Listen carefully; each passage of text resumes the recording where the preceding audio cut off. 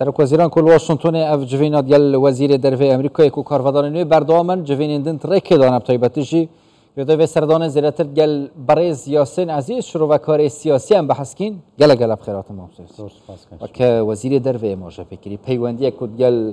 یان کل سر بنما دی بهانه هف باش قربانی دان هف باش حتی پیوندی هف باش گل لک بواران دا کو هبت اف هف باشات نیوره هریما کردستان و امریکا جبوی برجاندی هر دو آلیان و پاراستنا سقامگیری و نافچه برف کیفت چه؟ زۆر سپاس کاکشیوان سلااو لە جەناب و بینەرانی کوردستان 24 دیارە هەموو بنەما سیاسیەکان لەسەر بەرژەوەندی هاوبەش دروست دەبێت بەڵام هەندێک بەرژەوەندی هەیە یان هەندێک هاوبەشی هەیە گرنگتر لە لای تکایان لە شوێنیکە ئێمە وەکو هەرێمی کوردستان سەرکردایەتی کورد کە مێژوێکی قوڵ و درێژمان هەیە لەگەڵ لە بەرژەوەندیەکان لە شتە هاوبەشەکان لەگەڵ وڵاتی یەکگرتوەکانی ئەمریکا ئێستا بە قۆناغێکی گرنگدا دەڕۆین ئێستا پێدەچی زیاتر پێویستیمان بەو هاوبەشی هەبی هەتا ئەمریکاش پێویستی بۆ هاوبەشیە زیاتر بۆیە کە سەرکردایەتی داوت دەکرێت لە ئەسەر ئاستێکی باڵا بۆ سەردانیکردنی وڵاتی یەکگرتوەکان ئەومان دەداتێک ئەو هاوبەشانی ئێستا زەڕورترە گەورەترە گرنگترە ئەوانەمان دەداتێ ئەمن پێم وایە و باششم کردوەک و لە ئەوەی پێشەواڵەکە لە جەنابتم باس کرد کامە ئەمن ئەو سەردانی بە نۆژەنکردنەوەی ئەو پەیوەندیانە و ئەو کارە هاوبەشانەی نێوان کوردستان و ئەمریکای دەبینم نۆژەنکردنەوەک پاش ئەوەی کە هەستمان کردنەوە پاشەکشەیەکنەوە ساردێک لە پەیوەندیەکانی کوردستان ئەمریکا یان ئەمریکا سەرقاڵی شتیتر بوو کەەوە ئێمە وەکو با بڵێن شۆفەکار وەکو چاودێری سیاسی وامان هەست کرد کە ئەمریکا ئەو گرنجەی ناداتە کورد ئەو سەردانە يعني هرج برهندی بانکشنامه فرمی هات یکوب کردا راب گهینم سرکوزیان راب گهینن ام پشتوانین هفین و ام وش بیر ناکیم تایبا توی قربانی دان و هف بش هبیه از او نامه بو سرکردایت کرده بو نیرانیش کرده که اوانی که پیام وابو که تواو کرد بتنیه امریکا تازه پشتیوانی ناکه امریکا لگر حکومتیشی مرکزی به هیز عراقه يعني او نیارانه او مسجانی که لو نیارانه بومان دهادیان او سانی ئێمە وەکو چاودێری سیاسی لە بەرامبەر هەندێک چاودێری سیاسی کە نیاری کورد بوون باز دەکران لە تەلەڤیزیۆنەکان ئەوە هەمووی ڕەواندەوە من ئەو سەردانی ئەوڕیان ئەو چاوپێکەوتانی کە ئەو ڕدیتمان لەگە جێگرانی وەزیری دەرەوەی ئەو جێگرە بەشبەشانەی یان ئەو جیاوازانی جێگرانی وەزیری دەرەوە یاریدەرانی وەزیری دەرەوەی ئەمریکایی بە من وەکو چاودێری سیاسی لە خودی دانیشتنەکەی وەزیری دەرەوە گرنگترە حتا باسی بڕیارەکانی دادگای فێدرالیش کرا لەلایەن وەزیری دەرەوەی ئەمریکا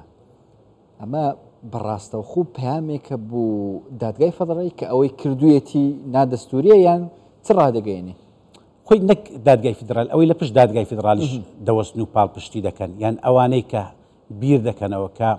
قواری هەرێمی کوردستان قواری ئیداری و سیاسیانی کوردستان بچوو بکەنەوە یان لە ناوی بن ینی بەهانەی زۆر پێم وایە کە ئەو لێدوانانەی وەزیری دەرەوەی ئەمریکا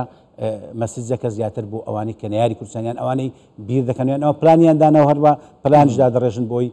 هەرێمی کوردستان وەکو کیانی ئیداری و سیاسی لەناو بردرێ لەبار بدرێ یان زۆر بچووک بکرێتەوە کە نەتوانی ئیدارەی ناوچەی هەرێمی کوردستانیش پێ بکرێ و بە ملکەچی بگەڕێتەوە لای فلان و فیسار کە بۆ ئەوەی کە ئەو هەرێمە بەردەوامی بە کزی بە لاوازیە پێم وایە کە ئەو مەسجەی ئەو نامەیەی وەزیری دەرەوەی ئەمریکای زۆر گرنگ بوو بۆ نیارەکان پێش ئەوەی گرنگبی بۆ خۆمان وەکو کورد ئەف پەیام و مەسجە چاپ هەفبەشیت نێڤبەرە ئەمریکا و کوردستانی کار سەرێتەکردم دیتنەوە تایبەتیش وێ ڕەوشە ئاڵوس یا ڕۆژهاتە ناوەڕاست بڵێ خۆ دیارە باسم کرد ئێمە ئیشمان بە ئەمریکایە ئەمریکاش ئیشی بە ئێمەیە ئەمریکا لە سەرقاڵی زۆر شتە لە چ ڕۆیکەوە ئەمریکا ئیشی بە کوردستان ئەمریکا پاش ئەو بانگەوازانی ئەوانی کە ئەو هەوڵانەی دەکرێت کە لایانی سەربازی کەم کرێتەوە لە عێراق خەژمونەکەی ئەو کرێتەوە یان با بڵێن هەر نەیهێڵن لە عێراق وەکو دەسەڵاتی سەربازیان ئەوانە پێویستی زیاتر بە کوردە کوردستان و کورد هەردەم لە ژمارەیەکی بە زەحمەت بووینە بۆ ئەمریکیەکان لە ڕۆژهەڵاتی ناوەڕاست بۆیە پێم وایە ئەمریکا لەو کاتانی کە فشار دەخرێتە سەری لایەنیتکە بەبیری دێتەوە کە باشترین و نزیکترین هاوڕێ و هاوبەشی لە ناوچەکە کوردە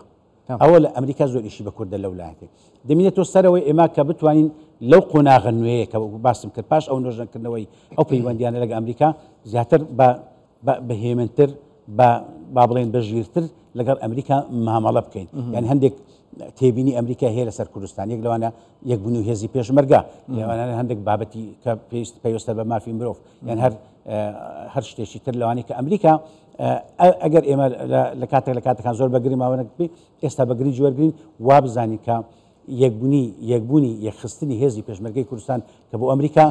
زۆر گرنگە و لای ئێمەش زۆر گرنگ بی هەرچەندە هەوڵی بۆ درایە بەڵام ئەو هەوڵانە زیاتر پەری پێ بدرێ و زیاتر خێراتر بکرێت. بەجارەی سەرۆکوەزیران ئەمریکا واشنگتن بەحسا ڕەوشە نەئاسایی و چارەسەرکردنا ڕەوشە شنگالێک کرد و ئیدی 10 ساڵین جینۆسایدا کو دەرباز بین divê yani per awakî hebe ev ڕەوشە چارەسەر bibe xelek vegereve ser navçeyên xwe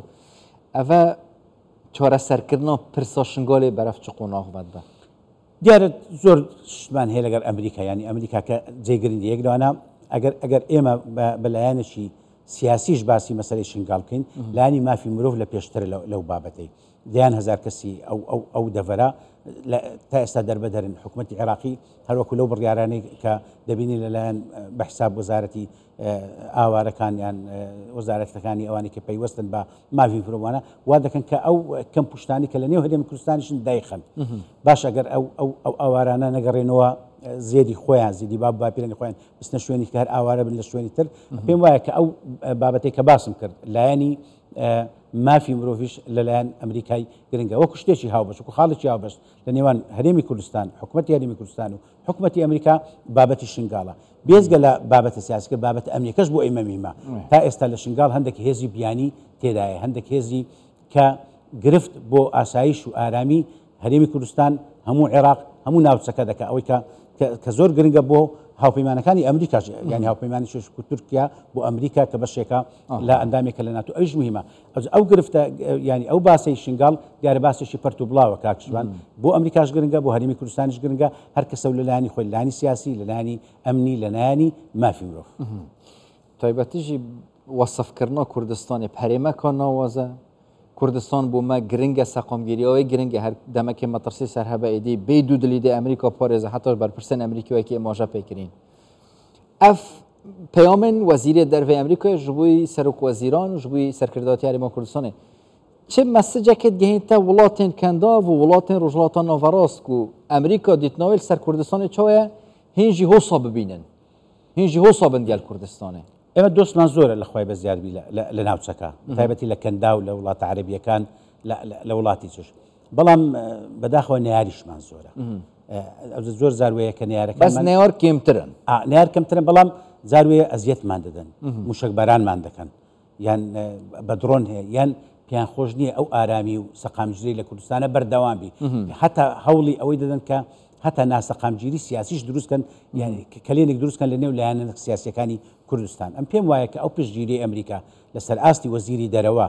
کە نوێنەرایەتی سیاسەتی ئەمریکا دەکە لە دەرەوە یعنی زۆر زاروەیە کە ئەگەر سەرۆک قسام کە ئەو کاریگەری نابی کە وەزیری دەرەوەی وڵاتەکە قسان دەکات چکە نوێنەرایەتی سیاسەتی دەرەوەی ئەمریکا دەکات پێم وایە ئەوانە وەکو باسمان کرد پەیامی زۆر باش بوون پەیامی زۆر چاکبوون هیوادارم کە سەرکردایەتی کورد